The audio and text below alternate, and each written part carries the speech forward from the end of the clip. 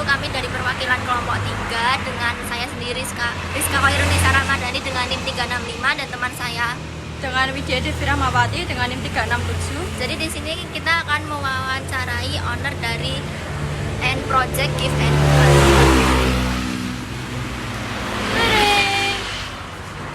Kita ke sana, guys. Bagaimana cara menjalankan bisnis saya mulai dari awal sampai sekarang? Udah mulai dicatat atau di rekam aja. Jadi itu pada awalnya itu sebenarnya sih bermulai dari hobi sama membaca peluang yang ada di sekitar ya. Jadi itu mungkin emang tadinya hobi yang bikin sesuatu gitu, terus kita ngelihat peluang di sekitar sini kan, ini kan area yang padat kampusnya gitu kan. Jadi ya menurut aku kan apalagi sekarang itu budaya kayak ngasih hadiah itu kan mereka tuker-tukeran nih. Jadi seandainya misalnya nih nanti besok Mbak ya dapat kan otomatis juga besok balikin lagi kan kayak ngasih yang kayak gitu. Sebenarnya perputarannya tuh kenceng di situ itu sih. Berarti dari membaca peluang yang ada aja sih sama dari hobi mulanya sih dari itu. Terus buat yang mulai dari awal, nah sampai akhirnya sekarang ya jadi seperti ini. Awalnya dulu di toko yang dalam sana masih beneran modal nekat sama modal yang pas-pasan, tapi akhirnya ya ternyata jalan juga gitu. Terus ini store yang kedua gitu. Terus yang awal di sana itu Mbak? Yang di Ambar Binangun deket jembatan, deket Ayam Geprek Cintaku. Tahu. Ya itu agak lebih kecil kan di sana, cuman kendalanya kan kalau di sana dari tempatnya itu kan buat parkir mobil mungkin susah ya, sama kadang kan orang kelewat gitu nggak kelihatan soalnya ditanjakan kan. Tapi di sana itu pasarnya tuh udah jadi gitu, jadi mau pindah itu tuh kayak eman gitu loh. Maksudnya kan udah banyak yang tahu. Itu 3 bulan pertama itu bener-bener gak ada pembeli loh. Maksudnya aku sampai yang aduh apa aku salah apa gini, tapi ternyata ya lama-lama ada aja jalannya gitu. Terus yang kedua mengelola manajemen SDM, keuangan, pemasaran sama operasional. Ambil apa? Konsentrasi apa? SDM ya. Iya. Ya kalau SDM-nya sih kalau dari soal karyawannya itu lebih ke kekeluargaan sih. Maksudnya tuh aku bukan nganggep mbak-mbak yang ada di tokoku itu karyawan atau bawahan tuh bukan. Aku anggapnya tuh mereka temanku ya, adik-adikku gitu loh. Jadi ya kita ngasih, seandainya kita memperlakukan mereka sebaik mungkin kan ya ada kemungkinan kita juga diperlakukan dengan baik, lebih ke situ aja sih. Habis itu kalau dari keuangannya ya udah belajar manajemen keuangan ya kurang lebih kayak gitulah.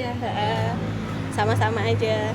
Pemasarannya sih kita ngikutin zaman tapi masih belum yang up to date banget gitu. Kita baru yang dari IG, terus habis itu kayak marketplace aja gitu, belum yang sampai ngelola website atau TikTok apa sejenisnya, itu belum sampai situ.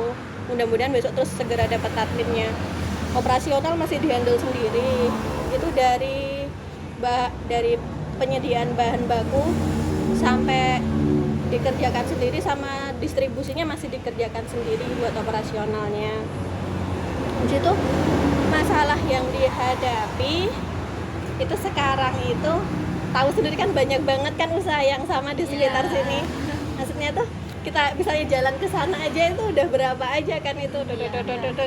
Nah, terus cara menyikapi masalah tersebut kalau dari aku pribadi itu sebisa mungkin barang yang aku punya aku lengkapin dari segi varian, warna, sama range harganya. Jadi kalau mereka itu udah kesini kan mereka kadang tuh aku pengen yang warna ini ada, aku pengen harga ini kemarin, yang lebih ekonomis juga ada, aku yang agak premium yang lebih mahal ada juga gitu. Jadi mereka kan kayak udahlah di sini ada gitu, why not gitu kan. Sama di sini kan yang ready stock mungkin lebih banyak daripada di toko-toko lain ya.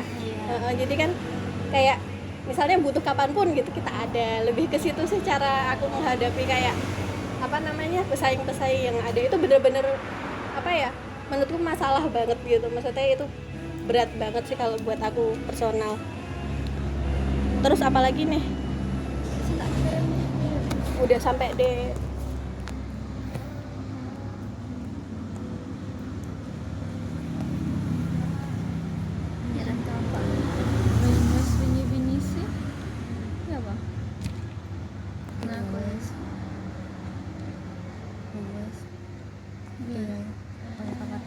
jenis buket apa aja sih yang dijual di sini yang ditawarin kepada pelanggan? Semua ada, Semua ada. apapun ada. Dari yang biasa sampai yang aneh-aneh, pokoknya semua igain dulu perkara nanti kerjanya. Nih sampai yang kayak gini juga ada tuh, sapu durian. Oh itu sapu ya. Sepatu, buah, durian, nasi padang lumayan yang kesini. Tapi kesini dan mereka itu datangnya tuh masa nasi itu dicampur gitu loh. Udah yang pakai bungkusan. Dan tolong nih dibuketin. Ya Tuhan. Untungnya selesai. Nanti ada aja caranya pokoknya.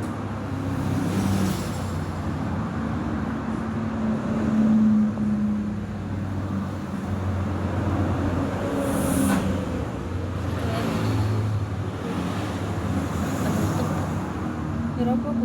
Iya. Apa harapan dan rencana mbaknya ke depan untuk bisnis ini?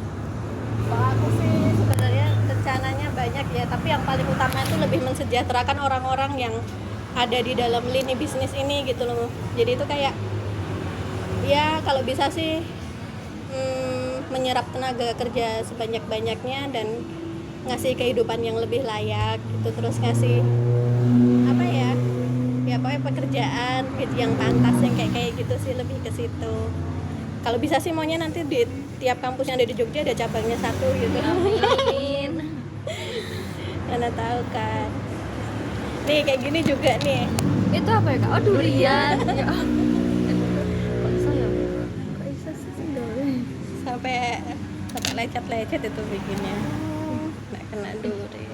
Ini diantar ke UM-nya juga deh yang ini. Ke MM kayaknya. Wah. Apa aja lah pokoknya. Nanti dilihat aja di IG-nya kalau misal mau apa sambil ditampilin ini. Oh iya. Salam buat Bu Muna ya. Iya. Sementara itu aja Mbak yang ditanyain. Makasih untuk udah meluangkan waktunya. Iya. Assalamualaikum warahmatullahi wabarakatuh. Perkenalkan saya Danun Nur Hakim Saputra dari manajemen AA. NIM saya 2022041034. Di sini saya akan mewawancarai seorang owner buket. Mungkin bisa perkenalan dulu, Kak. Oke, kenalin aku Muna, owner dari Muna Buket. Kebetulan mungkin sebelumnya bisa dari buketnya dulu ya, saya usul dari buket. Nah dulu itu buketnya aku itu berdiri dari tahun 2021. Kebetulan awal mulanya tuh dari iseng-isengan, tapi dengan seiring waktu berdiri sampai sekarang. Dan kebetulan ada ruko juga tapi di kampung, dan dengan satu karyawan juga tapi di kampung. Jadi aku itu buka 2 buket di kampung sama di sini. Kalau yang di sini open PO, tapi kalau yang di sana itu sama juga open PO, tapi juga menyediakan stok untuk orang yang belum kita datang. Mungkin langsung di pertanyaannya aja. Yang pertama, bagaimana sih menjalankan bisnis mulai dari awal sampai sekarang itu? Mungkin ya kalau menurut aku tuh dalam mempertahankan bisnis tuh aslinya tidak mudah, tapi semua itu tergantung dari kitanya, yaitu kekonsistenannya kita dalam mempertahankan bisnis tersebut. Karena sekarang itu udah banyak saingan-saingan buket di sekitar UMY aja itu sudah ada beberapa toko buket yang bersampingan, tapi gimana caranya kita itu mengikuti tren untuk mempertahankan bisnis kita dari awal sampai sekarang, entah dari mengikuti tren model-model sekarang ataupun berbanyak-banyak promosi dari teman ke teman ataupun yang lainnya. Menurut aku kekonsistenan kita dalam menjaga bisnis kita ya. Jadi harus konsisten ya? Iya betul. Lanjut, terus bagaimana sih mengelola bisnis itu, mungkin dari pemasarannya, keuangannya, operasional maupun SDM-nya gitu? Oke, di sini kan kebetulan aku cuma punya 1 karyawan, dan di rumah itu semua terkait keuangan yang megang itu karyawanku. Kalau itu usaha aku yang berkembang di rumah. Tapi kalau yang di sini semua itu dihandle aku sendiri tanpa ada campur tangan karyawan. Kemudian kalau melalui aku tuh promosinya melalui kalau yang di sini itu lebih fokus ke Instagram dan WA, tapi kalau di rumah itu aku lebih fokus ke WA aja, karena rata-rata kalau di kampung itu dalam Instagram tuh masih kurang. Kemudian kalau di rumah itu dari mulut ke mulut. Jadi kayak misal teman ke teman, oh di sini loh ada buket ini, oh di sini loh ada buket ini. Kemudian kalau masalah keuangan, setiap pengaturan keuangan, uang masuk, uang keluar itu dikelola langsung sama karyawanku, tapi aku tuh dalam masa pantauan aku gitu. Jadi kayak list-listan uang masuk, uang keluar tuh aku harus tahu semua. Gitu. Kemudian dalam SDM, nah SDM itu kan aku cuman berdua dan ya kita harus bagi-bagi waktu, apalagi aku sedang kuliah dan kebetulan karyawanku di rumah itu juga sibuk, tapi kita memanage waktu lah, gimana caranya pesanan itu tepat waktu, kemudian pesanan ataupun kan biasanya kan ada ya pesanannya secara dadakan, gimana caranya itu selesai dengan secara tepat waktu, biar pelanggan tuh nggak kecewa dengan kita gitu ya. Untuk operasional baru kita tuh sama-sama gerak sendiri tanpa ada mungkin ada bantuan orang lain, tapi ya dikit lah gitu, lebih ke kita sendiri. Yang selanjutnya mungkin dalam berusaha kan itu juga ada masalah ya, masalah yang dihadapi, dan mungkin bagaimana sih menyelesaikannya masalah itu? Sementara ini yang sering terjadi masalah tuh adalah pesanan dadakan.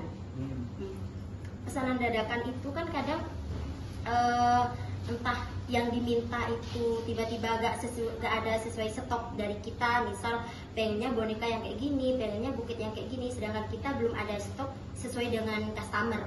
Nah itu yang menjadi permasalahan kita, tapi gimana caranya aku tuh bisa menyesuaikan dengan apa yang menjadi keinginan customerku, dengan cara kadang aku misal kertas ya, misal dari kertas Mbak aku pengen kertas yang warna ini, sedangkan di aku nggak ada.